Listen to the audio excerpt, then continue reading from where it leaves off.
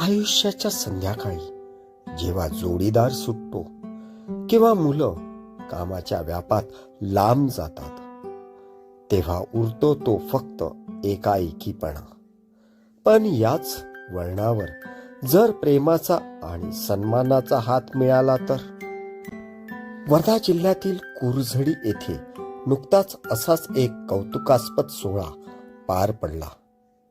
गीताई बहुउद्देशीय शिक्षण विकास संस्था आणि वंचित विकास पुणे यांच्या संयुक्त विद्यमाने ज्येष्ठ नागरिक स्नेह प्रकल्पाचे उद्घाटन करण्यात आले.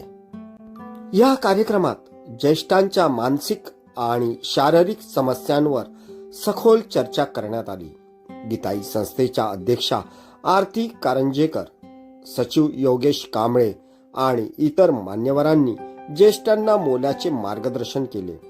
केवळ कार्यक्रमच नाही तर आगामी काळात त्यांच्या आरोग्यासाठी आणि आनंदासाठी विविध उपक्रम राबवण्याची रूपरेषाही येथे ठरवण्यात आली. कुरझडी परिसरातील ज्येष्ठांनी या उपक्रमाला भरभरून प्रतिसाद दिला. खरोखरच जेव्हा समाज असा पुढाकार घेतो तेव्हा ज्येष्ठांचे आयुष्य पुन्हा एकदा आनंदाने भरून येते. आयुष्याच्या उत्तरार्धात गरज असते ती केवळ सोबतीची आणि आदराची. वर्धा जिल्ह्यातील कुरझडी येथे गीताई बहुउद्देशीय ग्रामीण विकास संस्था आणि वंचित विकास पुणे यांच्या माध्यमातून ज्येष्ठ नागरिक स्नेह प्रकल्पात दिमखात शुभारंभ झाला. वर्धेत रंगलेल्या या स्नेह शिबिरात ज्येष्ठांच्या शारीरिक आणि मानसिक आरोग्यावर चर्चा करण्यात आली. तसेच त्यांच्यातील एकाकीपणा दूर करण्यासाठी विविध उपाययोजनांवर भर देण्यात आला.